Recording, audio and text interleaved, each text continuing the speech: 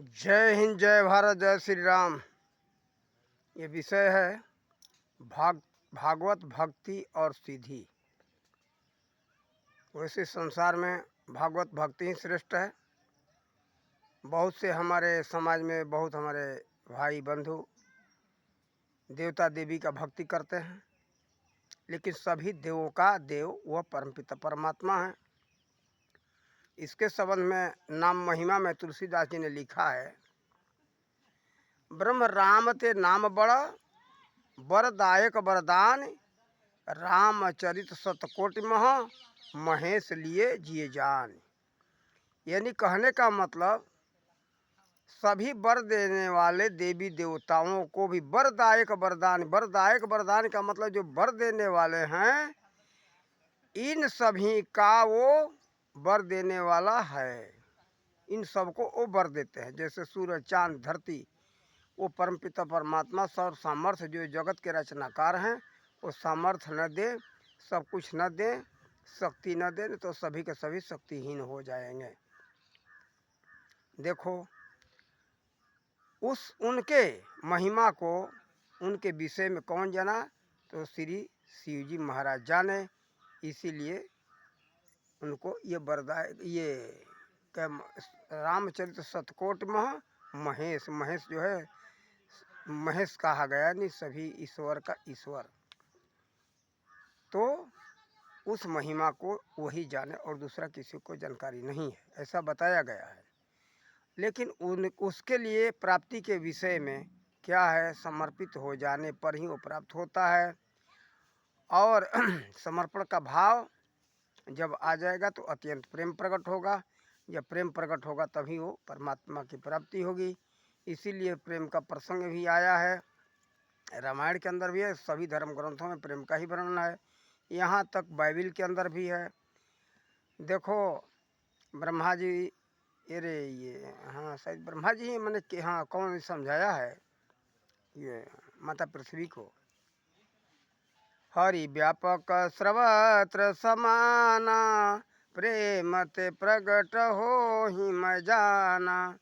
तो देखो ये धरती माता को समझाया उन्होंने कि देखो ये जो है कि वो परमात्मा कहीं प्राप्त करने जाने की जरूरत नहीं है, वो सब जगह व्याप्त हैं। हरि व्यापक सर्वत्र समाना, प्रेम से प्रकट हो ही मैं जाना। केवल वो प्रेम से ही प्रकट होते हैं, उनके लिए और दूसरा कोई प्रकट करने की विधि नहीं है। और कोई चाहे कि यज्ञ जप तप तीर्थ व्रत उपवास कितना भी संसार के करोड़ों उपाय कर ले, लेकिन परमात्मा को किसी दूसरे विधि से प्राप्त नहीं किया जा सकता। केवल एक प्रेम ही है जिससे कि प्राप्त किया जा सकता है। इस प्रेम के लिए बाइबिल में आया है लव, यानी प्रेम। क्या कहते हैं उसको, तो और बढ़ा करके उन्होंने बताया कि love is God, God is love, यानी प्रेम ही ईश्वर है, ईश्वर ही प्रेम है। तो देखो सभी धर्म ग्रंथों में वर्णन है। और यहाँ तक कि मुस्लिम मजहब में भी प्रेम का वर्णन आया है। उसमें प्रेम को इश्क कहते हैं उस भाषा में। तो क्या कहते कि अगर है शौक मिलने का तो हर दम लौ लगाता जा, पकड़ इश्क के झाड़ू सफ़ा कर दिल के हजूरे को, छोड़ खुदी का प्याला बेखुदी का प्याला पीता जा। यानी खुद को मत समझो कि मैं कुछ हूँ, जो कुछ है वह परमपिता परमात्मा है, ऐसा समझ करके भक्ति करना चाहिए। छोड़ खुदी का प्याला बेखुदी का प्याला पीता जा, धर मुसरे पर तू ही तू का गीत गाता जा। अगर शौक मिलने का तो हरदम लौ लगाता जा, पकड़ इश्क के झाड़ू सफ़ा कर दिल के हजूरे को।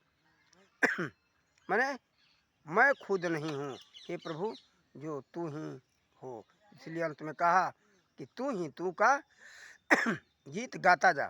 तो देखो सभी महापुरुष प्रेम के विषय में ही वर्णन किए हैं। प्रेम से ही प्राप्त किया जा सकता है।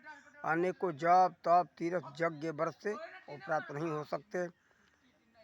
तो देखो ये है प्राप्त करने का उपाय, बहुत सहज में और कुछ नहीं है। देखो ये अब देखो, उनको हम अनेकों उपाय करके प्राप्त नहीं कर सकते। एक दो थोड़ा कथा भी इसी पर सुना रहा हूँ। देखो जैसे एक समय की बात है, भगवान श्री कृष्ण के समय की बात है ये। 8 गोपियाँ थी उनके सखियाँ, तो सबको पता है। एक दिन का बात है कि वो सब योजना ऐसा बनाई कि चलो जमुना पार करके भगवान श्री कृष्ण से भी मिल लेंगे, दही दूध और छाछ माठा यानी सब बेच लेंगे और भगवान से भी मिल भी लेंगे अपने मित्र से। ऐसा सोच करके गई जमुना पार, और न भगवान श्री कृष्ण उस दिन मिले और न दूध दही छाछ कुछ बिका नहीं। दूध यानी छाछ माने वो माठा नहीं बिका। शाम हो गया, वापस आई कि चलो अपने घर। अब शाम को तो अंधेरा हो गया था, तो जमुना पर आई किनारे कि तो कोई नाव वाला था नहीं, सभी नाव खड़ा करके अपने अपने घरों में चले गए थे। आवाज़ देने लगी, ए माझी यानी नाव वाला। तो वो भगवान श्री कृष्ण ही नाव लेकर के आए। नाव लेकर के आए तो सबको बारी बारी से बैठाने लगे, उठा उठा करके। खुद थोड़ा अंदर पानी में ही नाव रह गया था, किनारा बिल्कुल नहीं आया नाव। तो नाव में उठा उठा करके भगवान अपने गोद में लेकर के बैठाने लगे सभी सखियों को। सबसे जो छोटी सखी थी तो वो क्या किया, सोची कि भगवान को हम खुद पकड़ लें, भगवान को पकड़ लूँ और पकड़ करके मैं बैठ जाऊँ, उनके ऊपर मैं सवार हो जाऊँ, ऐसा सोची। जैसे वो पकड़ने का कोशिश किया वैसे भगवान ने छोड़ दिया। इस तरह से कई बार ऐसा हुआ। जब थक गई सखी, समझ लिया कि हमारा प्रयास करना, हमें पकड़ना, हमारा पकड़ना बेकार है, हमारे पकड़ने से कुछ नहीं होने वाला है, तब शांत पड़ गई। तब भगवान जो है खुद जो है समर्पण भाव हो गया, यानी शांत हो गई कि हे प्रभु अब आपको जो इच्छा करो, ऐसा सोच लिया। तब जा कर के भगवान श्री कृष्ण गोद में उठा करके 8वीं छोटी गोपी को नाव में बैठाए। तो कहने का मतलब अपना यत्न, अपना कोई भी प्रयत्न काम नहीं कर सकता। अपने आप को समर्पित कर दो, जैसे गोपी ने समर्पित कर दिया अपने आप को। तब जा कर के वो उठा करके भगवान नाव में बैठाए।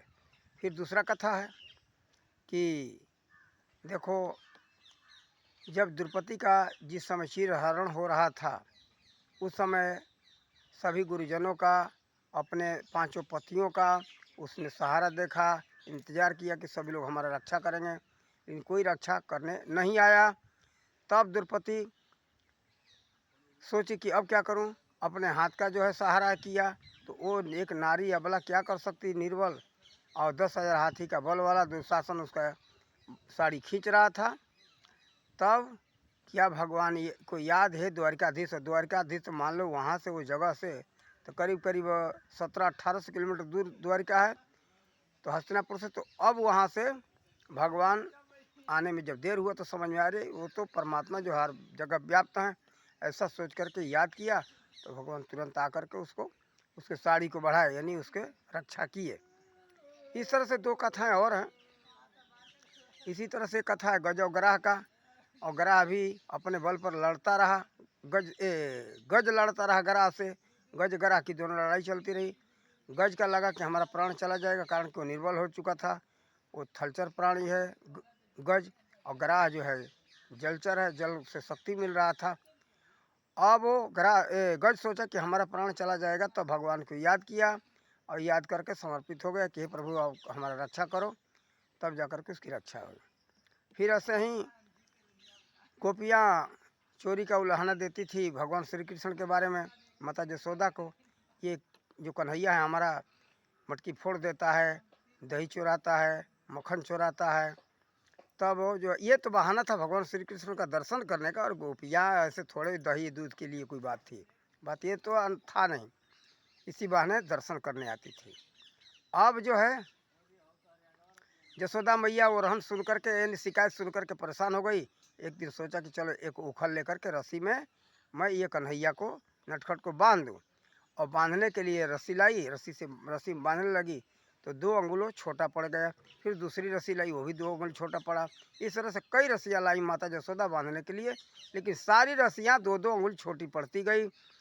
तो 2 अंगुल क्या है, 2 अंगुल ही क्यों, 4 अंगुल, 5 अंगुल, 1 अंगुल नहीं, दो अंगुल ही सारी रस्सियाँ छोटी पड़ी। वो 2 अंगुल क्या है? माया और अभिमान। इसीलिए कहा गया है संत मिलन को चलिए तज माया अभिमान, ज्यों ज्यों पगे आगे धरे कोटि ने यज्ञ समान। तो देखो अब बताओ, संतों के लिए बात कहा गया है तो परमात्मा के समय संबंध में तो क्या बड़ी कितनी ऊंची बात होगी। तो देखो यही 2 अंगुल है, माया और अभिमान मत रखो कि मैं ये करके प्राप्त कर लूँगा, अभिमान मत रखो।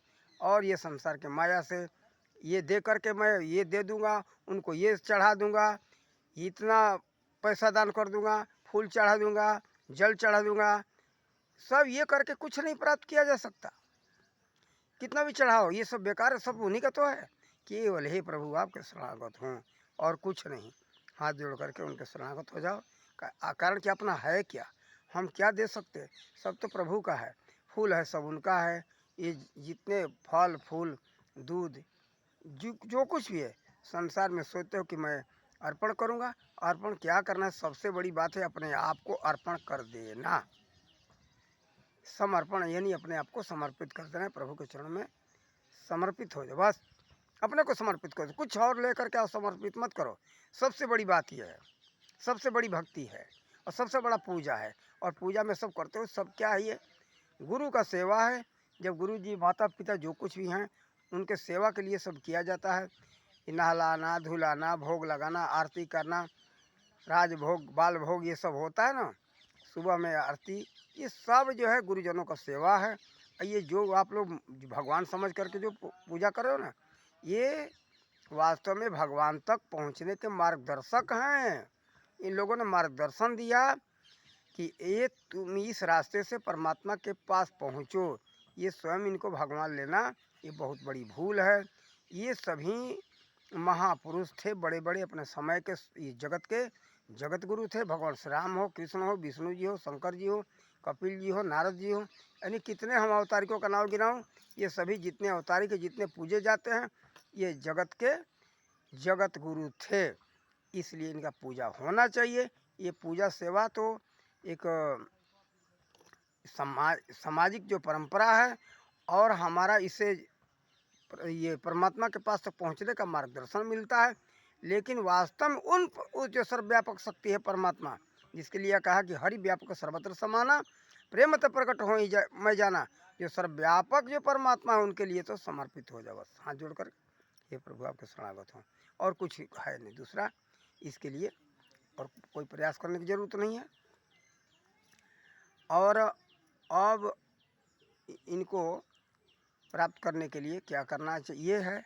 फिर ये ध्यान सुमिरन की विधि, सिद्धियों की विधि, आप ये समाज में लोग सोचते हैं कि मैं दिन में कर लूँ, दिन में नहीं हो सकता पूरा, सही होगा लेकिन पूरा नहीं होगा, सही ढंग से नहीं हो पाएगा। सही ढंग से करने के लिए निर्जन सुनसान जगह होना चाहिए, आपके घर में हो या जंगल में हो, जहाँ भी हो, निर्जन जहाँ आवाज़ न हो वहाँ आप ये कर सकते हो।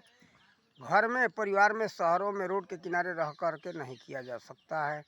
देखो ये अगर घर परिवार में रह कर के करना होता तो लंकापति रावण जो है अपना लंका छोड़ करके क्यों गया हिमालय में? एक हिमाचल प्रदेश में एक बैजनाथ नाम का जगह है, वहाँ वो जा कर के तब किया है। आज इस समय में है एक पत्थर का बहुत पुराना मंदिर है, जिसका उम्र लोग बताते हैं आज से 1200 वर्ष पहले किसी राजा ने उसको बनवाया था। बैजनाथ मंदिर से नाम से जाना जाता है। तो देखो वो जगह का नाम है बैजनाथ, लेकिन वास्तव में रावण का पता चलता है तब किया था। और भी हो सकता है तपोस्थलियाँ तो संतों की बहुत जगह हुई होती हैं।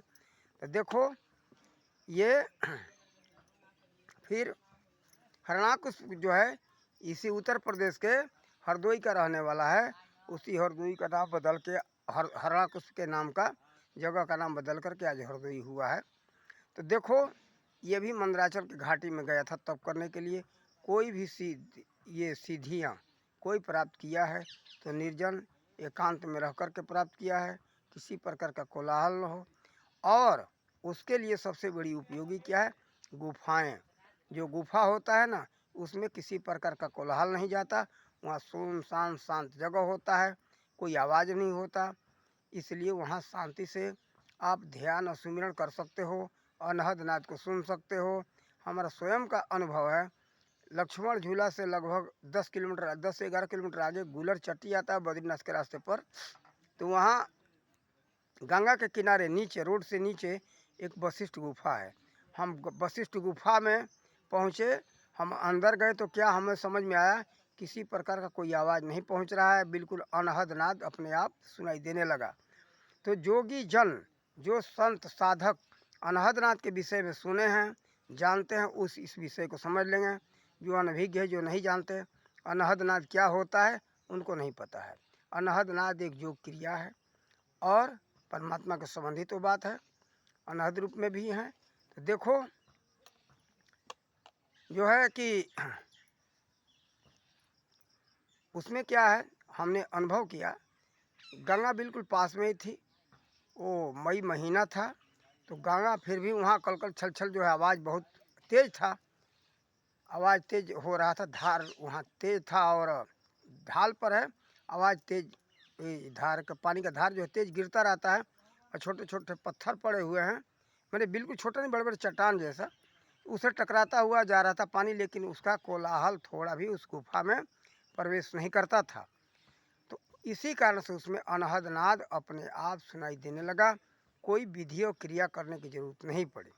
ये स्वयं का अनुभव है, इसलिए हमने उसी समय से समझ लिया कि ऋषि महर्षि गुफाओं में के रहते थे और हिमालय में जा कर के रहने का, ठंडे प्रदेश में रहने का कारण ये है, देखो सबसे ज़्यादा उपयोगी जो है साधना में सीधा आसन अच्छा होता है, उसका नाम ही है सीधासन, उससे जल्दी सिद्धियाँ प्राप्त होती हैं।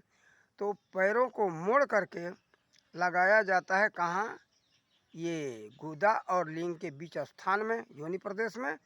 अब वहाँ लगाने पर क्या, अधिक देर बीत जाने पर जलन होने लगता, गर्मी पैदा हो जाता है, गर्मी इतना हो जाता है कि लगता है कि आग का अंगार रखा हुआ है, जलते हुए आग का अंगारा रखा है, इतनी गर्मी हो जाता है, इसलिए परेशानी होती है। तो गर्म प्रदेश में ये संभव नहीं हो पाता, बहुत कम होता है, लेकिन होता है, लेकिन पूरा नहीं हो पाता।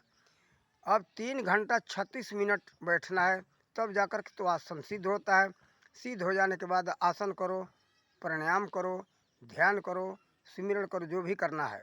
तो देखो इसीलिए ठंडे प्रदेश में, बर्फीले प्रदेश में हमारे संत महात्मा हिमालय में रहा करते थे, जो कि ज़्यादातर आप सुने होंगे बद्रीनाथ के, केदारनाथ और ऊपर जाकर के पहाड़ों में कैलाश में जो रहते थे भोलेनाथ। अब उस समय की क्या परिस्थिति रही होगी, आज तो देखने में आ रहा होगा कोई पहुंच नहीं पाता और कोई आज तक पहुंचा नहीं, ऐसा पता नहीं चल रहा है।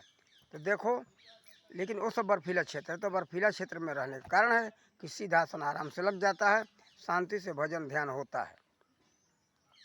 और गुफा का ही उपयोग करना चाहिए, अत्यंत अच्छा है गुफा। और आप गाँव में भी अपने ज़मीन के अंदर खोद करके उसमें भी ईंटा की जुड़ाई करा करके मकान बना के गुफा बना सकते हो, वो भी चलेगा, उसमें कोई दिक्कत नहीं है। लेकिन गर्म रहता है यहाँ नीचे समतल मैदान में, और वहाँ जो हिमालय है, हिमालय में अब तो यहाँ जहाँ आज हम वशिष्ठ गुफा का जो बात बताए, यहाँ तो ठंडा नहीं गर्म हो गया, लेकिन उस समय बर्फ़ जमता था, उस समय में, आज का बात नहीं है, कई लाख वर्षों का पहले की बात है। अभी जो है पीछे बर्फ़ भागता जा रहा है धीरे धीरे, पहले हर जगह बर्फ़ गिरता था। हम जहाँ बैठे हैं उत्तर प्रदेश जिला बहराइच में, यहाँ भी माघ महीने में यानी जनवरी में बर्फ़ गिर जाता था, हल्का पतला सा 1 मिलीमीटर मोटा बर्फ़ जम जाता था। तो देखो इससे पता चलता है कि बहुत पहले तो बर्फ़ सभी जगह जमता होगा। तो देखो इसीलिए इसी कारण से जो है ठंडे प्रदेशों में हमारे संत महात्मा योगी रहा करते थे, ऋषि रहा करते थे, ये सब बातें हैं। अब आप लोग शांति से कहीं भी रहो, अपने घरों में रहो और कहीं भी रहो, ऐसे शांति से निर्जन जगह देख करके, और उसका समय है ध्यान सुमिरन करने का कायदे से, रात के 11 बजे से लेकर के 3 बजे के बीच में कायदे से ध्यान सुमिरन हो जाता है। अब इसके पहले कोलाहल रहता है वायुमंडल में, लोग जगे रहते हैं, बस और गाड़ियाँ चलती रहती हैं, कोलाहल रहता है, इसलिए अनहद नाद अच्छे ढंग से सुनाई नहीं देता। अनहद नाद हो, खैचरी मुद्रा हो, ध्यान हो, परमात्मा के नाम का सुमिरन हो, परमात्मा का नाम वो कौन सा, देखो वो एक बात ये भी बता दो, खुलासा कर दो। अजपा जाप होना चाहिए। देखो जब 3 प्रकार का है, वाचिक, औपांशु और मानसिक। तो मानसिक जप सबसे श्रेष्ठ है। तो मानसिक जप के द्वारा ही कोलाहल नहीं होगा। आप राम राम राम करोगे, स्वयं आवाज होगा, क्या सुन पाओगे? उसमें नहदना सुनने का थोड़े विषय है। देखो राम राम या शिव शिव या कोई भी नाम का जाप करोगे बोल करके, ये वाचिक हो गया। वाचिक तो खुद कोलाहल कर रहा है, उसमें अनहदना सुनने की कोई बात ही नहीं, कोई क्रिया हो ही नहीं पाएगा। तो ये है, जिन संत को, जिस व्यक्ति को मानसिक जप का विधि मालूम हो, आजपा गायत्री का ज्ञान हो, और ये सतगुरु के द्वारा प्राप्त होता है। सतगुरु कौन? यानी तत्वदर्शी संत, जो सत्य का ज्ञान करा दे, उनको कहते हैं सतगुरु। और उनको कहा गया है कबीर साहब के मत में पारखी संत, यानी देखने वाला, परखने वाला, उसी को कहा गया तत्वदर्शी। तत्वदर्शी का मतलब ये 5 तत्वों की बात नहीं करते हम, उस परम तत्व का, जिसके लिए महाभारत शांति पर्व अध्याय 6 में आया है कि परम तत्व नाम जो एका, सुमिर ही संत ही जो हृदय विवेका। वह परम तत्व जो है स्वयं जो स्वतंत्र तत्व, जिसको कहा गया अजर अमर अविनाशी, उस तत्व की बात करते। वही परम स्वतंत्र तत्व जो है, अविनाशी तत्व ने इन 5 तत्वों का रचना किया है। और दूसरा वही संसार का रचना किया 5 तत्वों से। तो देखो हम उसकी बात करते, उसको जो परखने वाले हैं, उनका जो दर्शन करने वाले हैं, उनको जो देखने वाले हैं, उनका नाम है तत्वदर्शी। ये 5 तत्व की जो दर्शन करने वाले हैं, उनके हम बात नहीं करते। जो न समझने वाले हैं, इसी को समझ लीजिए, ये दर्शन इसी 5 तत्वों का, इसके बाद आगे की बात है वो, जो जिसका कभी नाश नहीं होता, अजर अमर अविनाशी है। और जो उसका ज्ञान कौन देंगे? तत्वदर्शी संत ही देंगे। गीता अध्याय 4 श्लोक नंबर 34 में तत्वदर्शी संत का वर्णन आया है, और कई धर्म ग्रंथों में है। तो देखो उसी तत्वदर्शी का जब दर्शन होगा, आप उन्हीं को जब गुरु बनाओगे, वो आपको दीक्षा देंगे, तब जा कर के वो वहाँ तक पहुँच सकते हो। मानसिक जप का विषय है। अब जो खुद कोलाहल करोगे, तो कोलाहल से दूर कहाँ भाग के जाओगे, खुद कोलाहल शुरू हो गया। इसलिए उस मानसिक जप जो है श्रेष्ठ, सबसे श्रेष्ठ जप है। बताया गया विद्वानों के मत से कि वाचिक जप से श्रेष्ठ है 10 गुना उपांशु। उपांशु में क्या होता है, ये वाचिक में बता दूं। वाचिक में राम राम राम राम ये बोल करके हो गया, या शिव शिव ओम नमः शिवाय, ओम नमः भगवते वासुदेवाय, कोई भी नाम का जाप कर लो, या गायत्री मंत्र का जाप करो। तो देखो ये हो गया वाचिक। उपांशु है, जीभ चलेगा, ओठ चलेगा, लेकिन आवाज़ नहीं निकलेगा, उसका नाम है उपांशु। फिर मानसिक जप है, न ओठ चले, न जीभ चले, नाक और ये आपका आँख, कान, नाक सभी बंद हो जाए। वैसे नाक तो बंद बहुत असंभव है, लेकिन प्राणायाम में करना पड़ता है। लेकिन उस समय भी वो जाप मन के द्वारा चलता रहता है, मन ही मन, अंदर ही अंदर जाप चलता है, उसकी हम बात करते हैं। तो वो उपांशु से 10 गुना श्रेष्ठ है, यानी वो वाचिक से 100 गुना हो गया। तो देखो उस जाप में आपको सफलता मिलेगा। वो जाप जानो, उससे आप प्राप्त कर सकते हो परमात्मा को, और निर्जन स्थान में किया जा सकता है। तो देखो इसके लिए रात के 11 से 3 बजे के बीच में, उस समय कोई कोलाहल नहीं होता है, वातावरण शांत होता है, तब जाकर के आप कहीं भी कर सकते हो। गाँवों में, घरों में, गुफाओं में तो समझ लो कि हर समय निर्जन ही स्थान है, वहाँ तो कोलाहल है नहीं। जहाँ गुफा में रहोगे वहाँ तो जब मर्जी वो करते रहो, 24 घंटा करो। इसीलिए हमारे ऋषि महर्षि अधिकतर बराबर गुफाओं में रहा करते थे, वो निरंतर परमात्मा के ध्यान सुमिरन में रहते थे। इसीलिए काघुसुनी जी के बारे में आपने सुना होगा, उनको जो दूसरा काम नहीं, केवल परमात्मा का ध्यान सुमिरन के सिवा उसी में लगे रहते हैं। तो उनका भी ध्यान सुमिरन का स्थान कहाँ है? कैलाश के नज़दीक ही है कहीं। काघुसुनी जी का स्थान ऊपर ही है। तो देखो ये है ध्यान साधना के विषय में। आंख बंद करके बैठ जाना, बहुत लोग समझते हैं कि आंख बंद करके हम बैठ गए, पलथी मार लिए, कोई आसन लगा लिए, पद्मासन हो, सीधासन हो, या गरुड़ासन हो, अरे ये क्या कहते हैं इसको, वज्रासन हो, कोई भी आसन लगा करके बैठ के आँख आँख बंद करके, तो लोग समझते महाराज जी समाधि में है। ये समाधि नहीं है। समाधि का वास्तव में बात है कि मन परमात्मा के नाम और रूप में खो जाए, अपने आप को उसको होश न रहे कि मैं कहाँ हूँ, उसका नाम है समाधि। वैसा विषय बहुत समय बहुत कम प्राप्त होते साधक को। तो देखो अब खुद जो है वही साधक ही समझ सकता है कि मैं समाधि में कितना देर रहा, उसको भी पता उस समय तो नहीं चलेगा। जब समाधि टूटेगी तो पता चलेगा कि हम तो बेभान थे, हमको होश ही नहीं समय कहाँ है। तो ऐसा स्थिति कम आता है। तो वो एक पल के लिए जाए, 2 पल के लिए जाए, 2-4 मिनट के लिए जाए, अधिक से अधिक जो साधक आगे बढ़ गए तो बहुत बहुत देर तक रहते हैं। देखो उसका नाम है समाधि।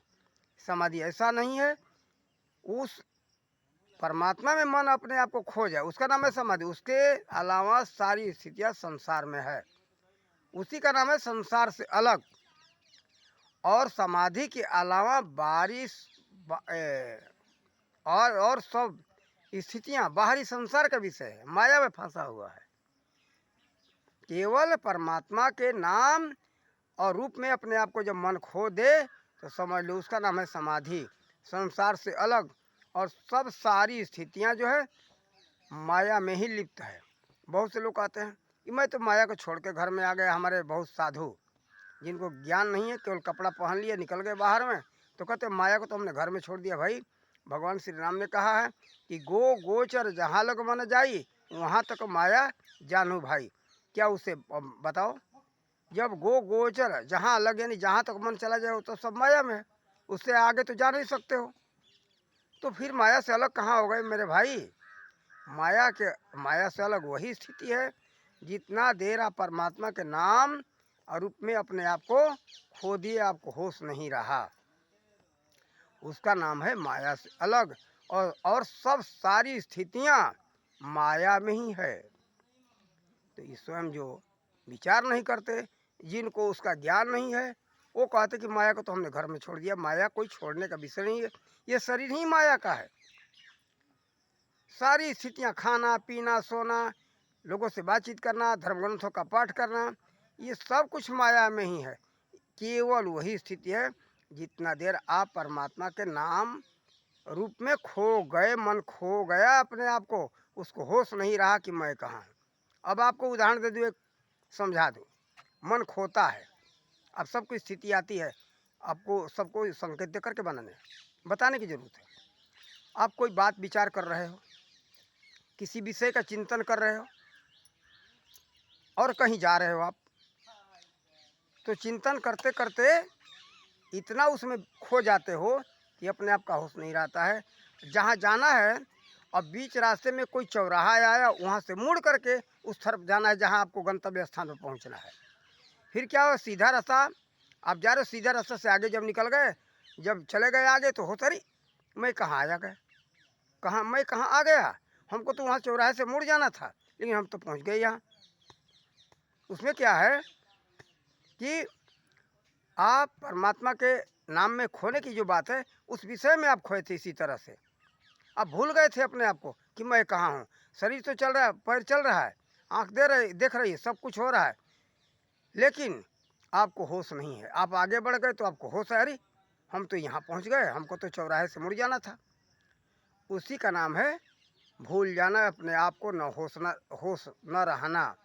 जैसे होश नहीं रहता है, पैर चल रहा है, आंखें देख रही है, कान सुन रहा है, लेकिन मन तो कहीं दूर लगा हुआ है। सारी इंद्रियां अपनी अपनी काम कर रही हैं, लेकिन मन तो कहीं लगा है उस विषय के चिंतन में, उस विषय में खो गया, उसको पता नहीं मैं कहाँ हूँ।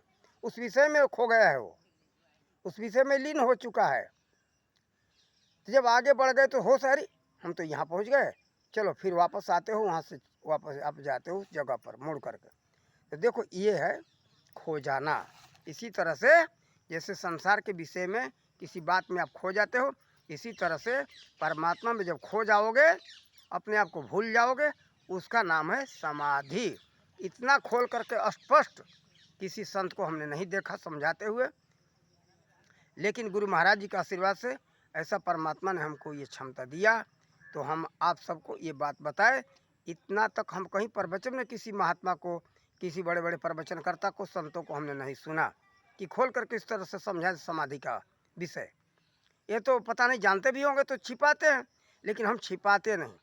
हमारा विचार है कि जन कल्याण के दृष्टि से लोग कहते हैं कि सब बात अनुभव का बात नहीं बताना चाहिए, बताना चाहिए। लोग कहते हैं अपना हानि होता है, भले हमारा हानि हो, लेकिन जगत का कल्याण हो, सबका कल्याण हो, वो हमारा भी कल्याण हो जाएगा। ये हम बात जानते हैं इतना, इसलिए हम ये इस बातों को खोल करके इतना बताएं। और तो बहुत सी सीढ़ियों के अनुभव की थोड़ी कुछ बातें हैं इस वीडियो में न बता करके फिर किसी वीडियो में आप लोगों को बताएंगे। और इतना तक हमने खुलासा किया इसके विषय में। आप लोग जो साधक हैं, जो भजन करना चाहते हैं, इस विषय को समझें और समझ करके अपने जीवन का कल्याण करें। इन्हीं शब्दों के साथ हम अपने वाणी का विराम देते। जय हिंद, जय भारत, जय श्री राम।